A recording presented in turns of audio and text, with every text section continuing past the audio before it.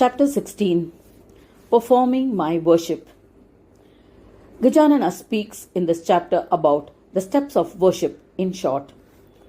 Firstly, one should meditate on my form with attributes, then invoke me in that idol in the form of a divine light as Swananda Brahma and offer an asan.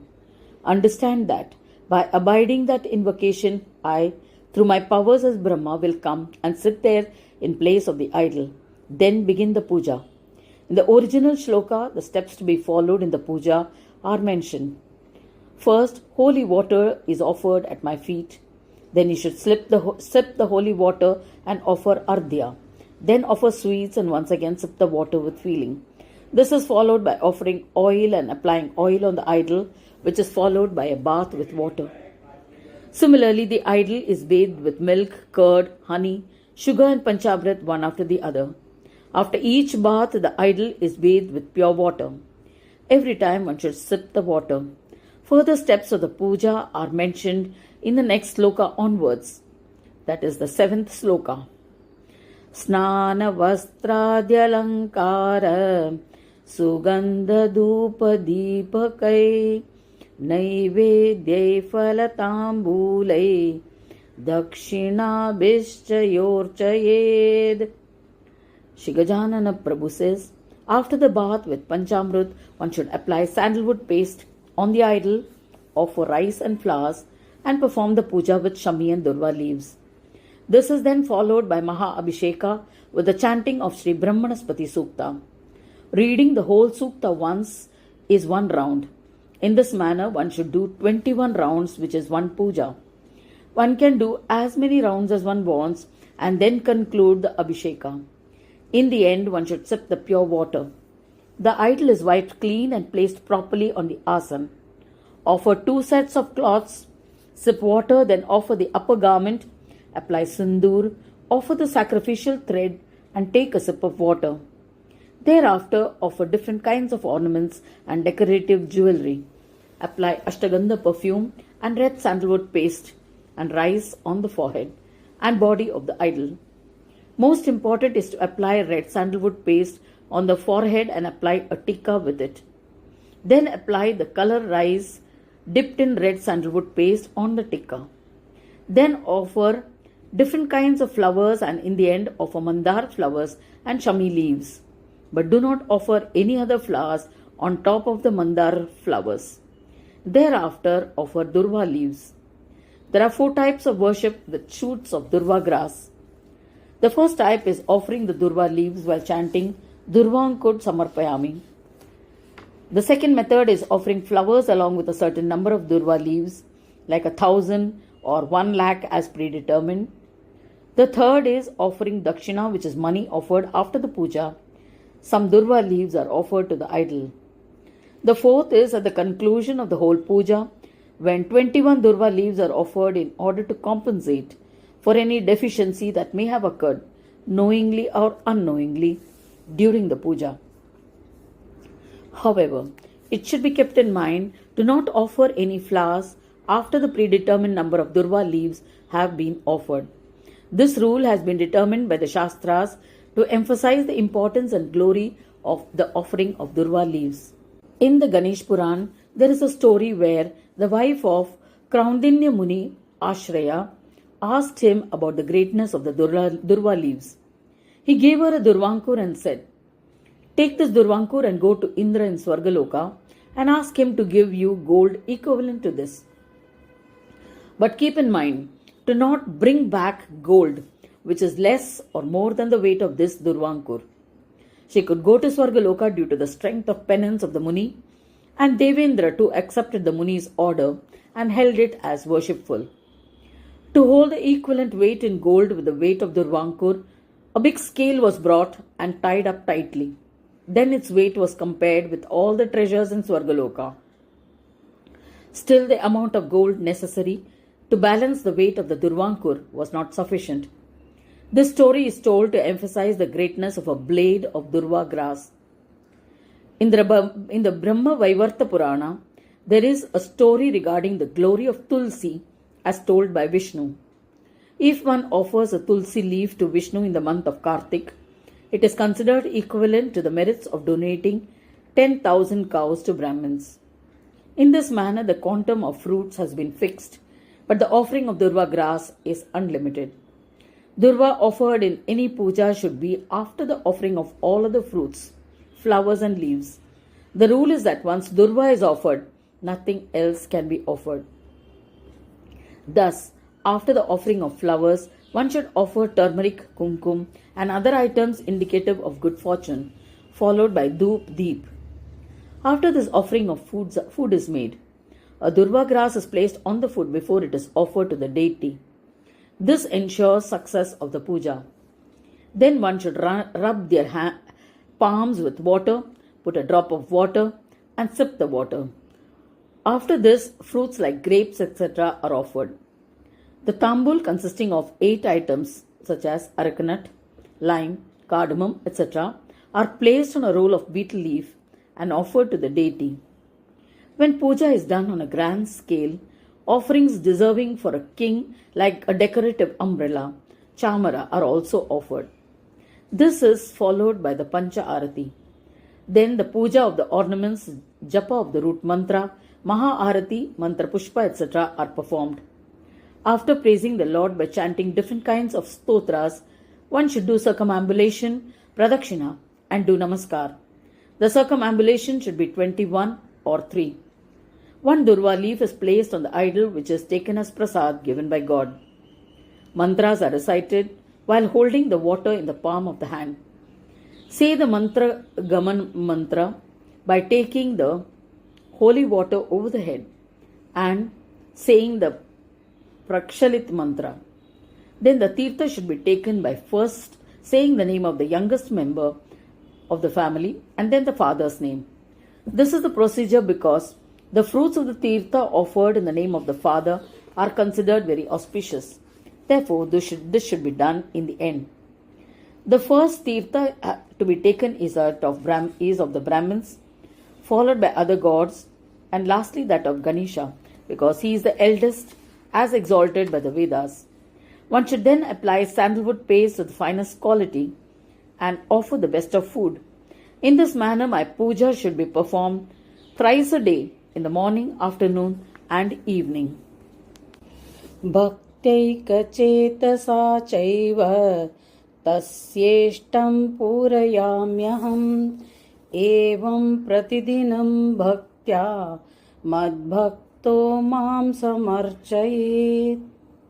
The devotees who perform my puja should do it with respect, great love, single-pointed devotion, and without any cunningness. Then only will he get the fruits of the puja. Just like when celebrations like marriage take place in a family, all efforts are made to make it a grand occasion. Similarly, any puja should be performed with great enthusiasm and vigor. Only then do I grant fruits.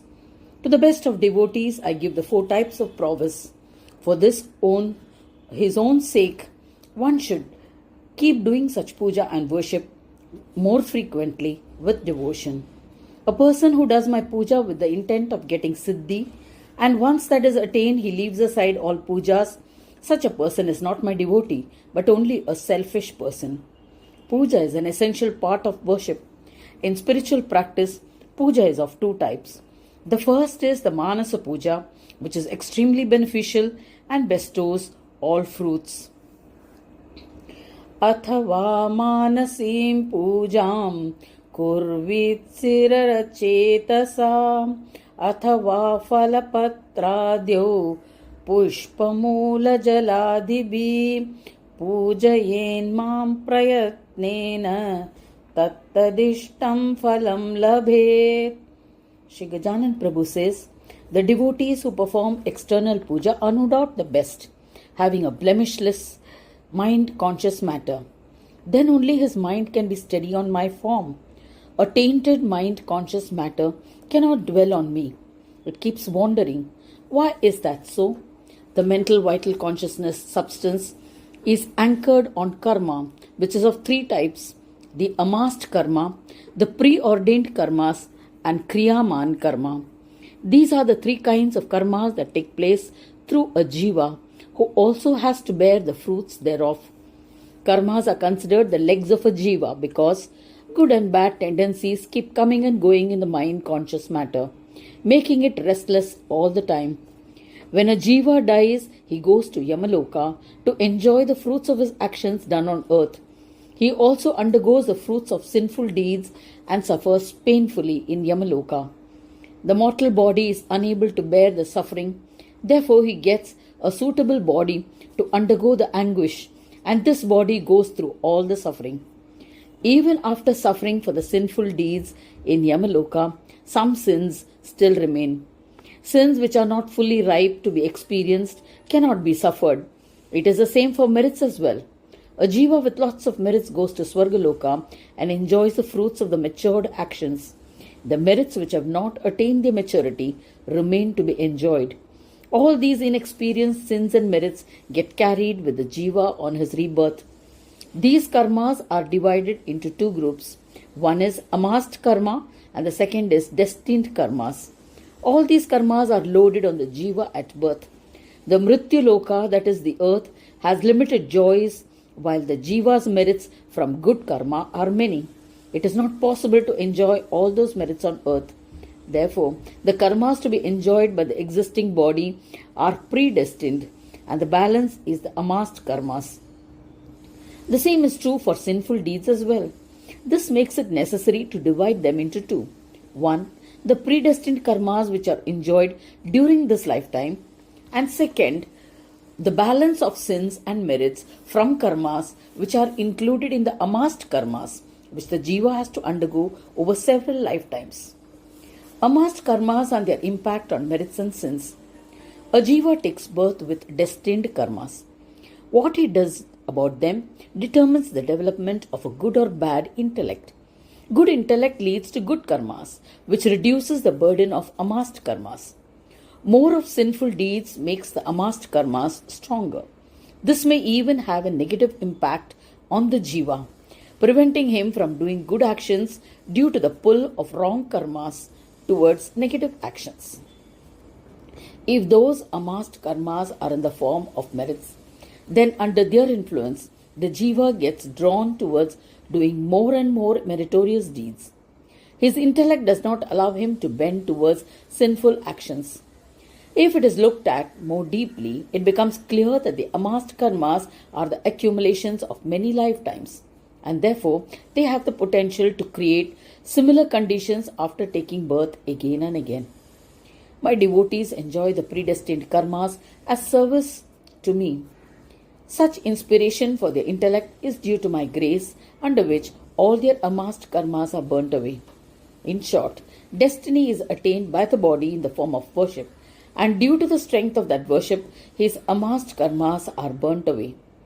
Finally, his kriyaman karmas too do not remain because, as my favorite devotee, he is engaged in doing things that will enable him to attain me. Therefore, there is no possibility of separate karmas getting generated. Besides, there is no space in the intellect of the sadhak for amassed karmas in the absence of tendencies. This is the beginning of the statement that amassed karmas get burnt by doing my service. Therefore, since no amassed, destined or kriyaman karmas are newly generated due to the worship of Ganesha, the mental vital consciousness substance of the devotee becomes steady. This is because the mental vital consciousness substance that becomes restless due to vasanas dissolves in the performance of the preordained karmas. That is why it is said that karmas are the legs of the mental vital consciousness substance. If those legs break, where will the mental vital consciousness substance go? It goes nowhere. Once the mind is steadied in this manner, it is ready to do Manas Puja. A person who is poor and does not have much wealth can also perform puja by offering leaves, flowers or fruits. Not much money is required to collect Durva grass, flowers and water. Durva can be offered in place of anything that is not available. Bulbous roots or fruits can be accumulated from the forest as food offerings. So anyone can do my puja with whatever means available. The secret is a feeling of service to me and to perform it without any laziness. This reveals the purity of feelings within the devotee. I am the self in all, and as husband of Buddhi, I understand everything. Even when a blade of grass is offered, I consider it to have been offered totally, and the worshipper gets the complete fruits thereof. If a worshipper, in spite of having the capacity and the possibility, offers Durva, he does not get the complete fruits of worship. To understand this, I shall tell you a story. Since childhood, Parashar Muni was my devotee. When he was 4 years old, he had come to my pilgrimage center at Moreshwar. It was the Shukla Chaturthi of Bhadrapad. It being the birthday celebrations of Ganesha, he had to do puja of an earthen idol of Ganesha. But he had no facilities for getting sweets for prasad, so he gathered all the flowers, leaves, etc. and performed the puja with them. Since he also had no modak as Mahanaivedya, he made modaks out of mud and offered them as Naivedya and prayed, Bappa Moria, please eat the modaks that I have offered to you as Naivedya. As though the idol heard his prayer, the Ganesha in the idol came alive and actually ate the mud modaks. This is the result of an absolute clear mind. As the husband of Buddhi, I am the self within my devotees, and I am the enjoyer of pure, blemishless, and non-wavering devotion. From his external efforts, I can understand the nature of his internal being. Shri Gajanana Prabhu then began the 10th verse to explain the Manas Puja, its greatness and importance. There are 3 types of pujas. One is doing the puja appropriately as per the scriptures with all items of offerings. Second is a puja performed with available flowers and leaves. And the third is Manas Puja. Trividhasvapi pujasu shreyasi manasi mata sapyuttama mata puja anichayaya krita mama. I consider Manas Puja the most excellent. This is because it is possible only with a reverential mind-conscious matter and a knowledge-filled intellect. During this puja, there is complete union of the mental vital consciousness substance of the devotee with my form. With such a puja, the devotee is blessed quickly with all psychic powers. If the mental vital consciousness substance is continuously engaged in thoughts about me alone, then the accumulated sins are quickly burnt. Thereafter, desires of the pure mind get immediately fulfilled. Again, a puja with desires is secondary. The puja without expectations is the best. Manas Puja means devotion to me. But while performing the puja, if you entertain some desire intellectually, it is like throwing away nectar for some material possessions. Doing Manas Puja through Vayu is also considered excellent and bestows psychic powers quickly, because in this spiritual practice, the whole mind is fixed upon me. There is no need for any other spiritual practice at all. Manas Puja can be done in 4 ways in a particular order. Among them, 2 are involved only in devotion with no other support. In the first type of Manas Puja, with concentrated attention, the image of my idol is kept in mind during meditation. The entire sequence of the puja has to be performed mentally, just like the external puja, including all the offerings. Everything is done through the mind. The entire process is important and should be done in large proportions. All attributes of the idol should be visualized in contemplation while performing the puja. This is the supportive Manas Puja. When the sadhak does this Manas Puja for the first time, he becomes deserving of attaining meditative union. He soon achieves the superconscious meditative union. He feels my presence is everything around him. While doing my puja, he is not aware of anything other than me. It soon becomes his tendency to dwell on my form alone. The sadhak's mind is so focused and concentrated on the puja that it becomes his support. This is the second type of supportive Manas Puja. Now let us look at the Manas Puja without support. After the 8 types of superconscious meditative unions are attained, the next stage is of supraconscious meditative union. In this stage, the mind and speech gets dissolved. So, whatever happens is known only through the experience of Manas Puja. There is neither any support nor obstruction from the mind. This is the third type of Manas Puja. The supra-conscious meditative union dissolves the 5 tendencies of the mind, and the sadhak experiences the yoga of enlightened peace. This experience is the 4th type of Manas Puja. After the 8 stages of superconscious meditative union, there is dissolution of the tendency for concentration through the practice of restraint. This is the experience of supra-conscious meditative union, which involves the giving up of the 5 tendencies of the mind and gaining a universal mind. It is the nature of enlightened peace. He who has perfected yoga should practice Manas Puja according to his capacity. A devotee who does Manas Puja is an absolute devotee, just as much as the one who performs external puja. Brahmachari grahasto va vanaprasto yatishchaya ekam pujam prakurvano anyo va siddhi mricchati. There are 4 varnashramas, namely Brahmachari, Grahastha, Vanaprastha and Sannyasi. But sadhaks include even those sannyasis who are beyond Turiya state. All of them have the right to the spiritual practice of Manas Puja. Besides, even those belonging to the 5th caste are eligible to do Manas Puja. They too can attain psychic powers through the spiritual practice of Manas Puja. Rules for performing pujas. The Shastras have prescribed rules for each Varnashrama dharma, but there are no restrictions of any kind for Manas Puja. The right to perform external puja of an idol is prescribed only for 3 Varnashramas. Shudras do not have the right. The holy places where Ganesha idols can be found are Swayambhu, or manifested naturally from the earth, or installed idols of Narmada Ganesha are considered to be enlivened or enlightened centers. Since the idols have been installed by Brahmins chanting Veda mantras, they are not to be touched. Shudras can make idols of mud or out of grains and perform their puja by following the procedure mentioned in the Puranas. The Shastras also determine that the Shudras have no right over those karmas and should get them done through Brahmins. This is determined by the Shastras. But for Manas Puja, there is no need to think about eligibility and non-eligibility. The only thing necessary is a steady contemplative mind. Shri Gajanana Prabhu speaks about the person who is inclined towards Manas Puja without any malice.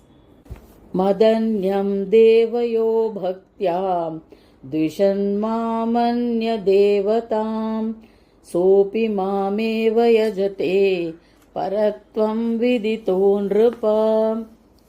He says, people may worship any god, leaving me aside. Since I am the first worshipped, before beginning any other puja, my puja should be performed first, without any feeling of hatred towards me.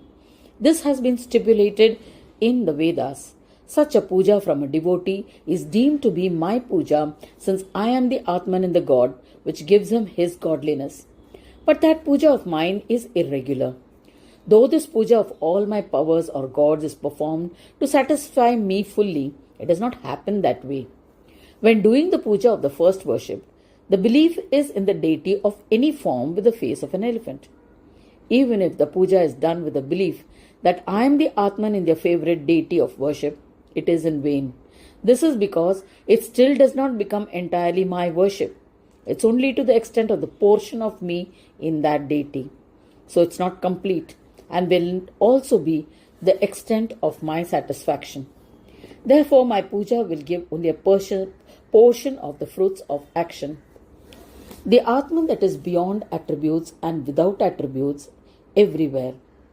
If one performs the puja of other manifestations with a thought that it will be my puja, then why is it that I have manifested separately with attributes? If by doing the puja of other deities is considered as though my puja has been performed, then my manifestation in various names and forms will be in vain, and the devotion and worship of my external form will be disturbed. Hence, this is considered irregular. Again, worshipping my idol with attributes is a bestower of great and unprecedented benefits. Listen to one story. Once there was a fisherman named Nama, who was a great sinner. He did the japa of my name for 1,000 years and then did intense tapas. As a result of the merits accrued, he took birth as an accomplished Brahmin. He was the form of Ganesha himself, who became famous as Brushundi Yogendra. He became worshipful and worthy of daily salutations to Yogeshwar like Shuka, Shiva, and others. This is the glory of chanting my name. There is a story in the Ramayana about a fisherman named Vala. He became a Brahmin after doing japa of the name Rama for 1 crore years. Although he was not originally a fisherman by caste, but by roots he was a Brahmin. Due to misconduct, he became one from the fisherman community. Vishwamitra was a Kshatriya by birth, but by japa of the Gayatri mantra for 1 lakh years, he developed the energies in consonance with austerities and attained the siddhi of a Brahma Rishi. This story is from the Puranas. This too happened because his origins were of Brahmin blood. It so happened that the spirit of a Brahmin and the spirit of a Kshatriya got interchanged when the food containing the spirit of a Kshatriya was consumed by a Brahmin lady and the food containing the spirit of a Brahmin was consumed by a Kshatriya lady. The child born to the Brahmin lady was a Kshatriya. He was Vishwamitra. He was a Brahmin by birth, but had to spend 1 lakh years to attain the qualities of a Brahmin. When we compare both of them, we see that Nama was a sinner and a fisherman, but with the japa of the name of Ganesha for a few years, he became an accomplished Jnani Brahmin. This is so significant. Therefore, singing bhajans of other gods in the presence of Ganesha and thinking that this will amount to singing the glory of Ganesha is wrong, irregular, and therefore non-deserving. Yo hyanya devatam mancha dvishananyas samarchayet yati kalpa sahastram sa nirayan dukkha bhaksadam. Singing the bhajans of one god while hating others or giving less importance to other gods turns out to be a great defect. This is explained in this next sloka. Shri Gajanana Prabhu says, if a sadhak with little knowledge or false knowledge sings bhajans of other gods with great devotion and then speaks ill of me or an ignorant emotional man, sings my devotion and hates the other gods, or looks down upon them and humiliates them, then it will only bring sorrow to them. They will definitely attain hell after death. There are 2 ways of performing a puja. One is the Panchayatana puja and the other is the worship of one's most favorite deity. In the Panchayatana puja, the devotee places his favorite deity in the center and the other 4 principal Ishwaras are placed on the 4 sides. As per the rules given in the Shastras, Ganesh Puja is performed first and thereafter the puja of the remaining deities is performed. In the Ekanishta Puja, the devotee performs the puja of only his favorite deity. In this case, as per the rule of the first worshipped, Ganesh Puja is performed first, followed by the puja of the devotee's favorite deity. There is no reason for him to worship any other deity. He should also neither speak ill of any other deity nor sing their praise. This signifies that he has no expectation from any other deity, nor does he have any malice or fear of any other deity. If a devotee holds hatred in his mind or abuses or deprecates other deities in any manner, he will have to walk a hellish journey in life. Just as the merits of puja are great, so are the sins of hate. Bhuta shuddhim vidhayado prananam sthapanam tatha akrishya chetaso vritti tato nyasamupakramet. The second main part of the worship is the mantra japa. Shri Gajanana says, the main requirement of the one who worships me is that he has to necessarily follow his varnashrama dharma. Only then can he get the fruits of those worship. His first main karma is the Sandhya Vandana rituals, which is the worship done thrice a day by all those who have taken the Yagnopavitam, that is the thread ceremony. The next is the japa. First, he should do the Bhuta Shuddhi. This is a process of cleansing the 5 elements of our body, which results in illumination of the divine powers within. This is the impact of the process as mentioned in the Shastras. Thereafter, he should do the process of installing the energies of the deity within the body, by which there is complete inner purification and one becomes sattvic. Eruptions of material attractions are always in the mind. Absorb all of them and offer them to me, and then begin chanting the mantra as prescribed in the scriptures. Mantra japa allows a divine light to shine within the body, which does not give scope for asuric energies to enter. Kritvam tarmatrikanyasam bahischata shadankanagakam nyasam cha moola mantrasya tato dhyatva japen manum. Shri Ganaraja Prabhu, having kindled the devotee in Varinya, proceeds to tell him more about the process of trust that will further ignite the Divine Mother within the internal body. After illuminating, one should trust the external mother. He has spoken about 10 types of trust. We shall see the steps in worship in the next audio. This concludes chapter 16.